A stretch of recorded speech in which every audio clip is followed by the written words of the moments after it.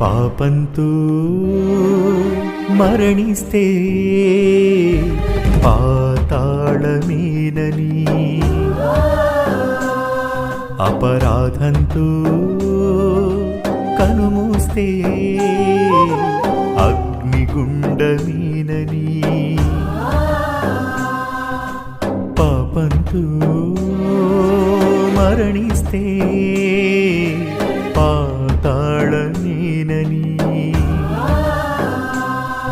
అపరాధంతో కనుమూస్తే అగ్నిగుండమేనని,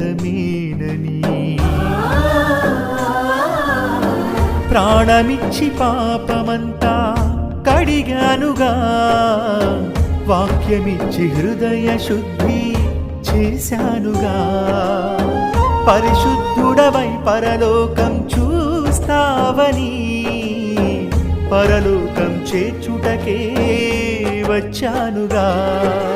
రక్తమిచ్చి బ్రతికిస్తే భక్తి లేక బ్రతుకుతావా?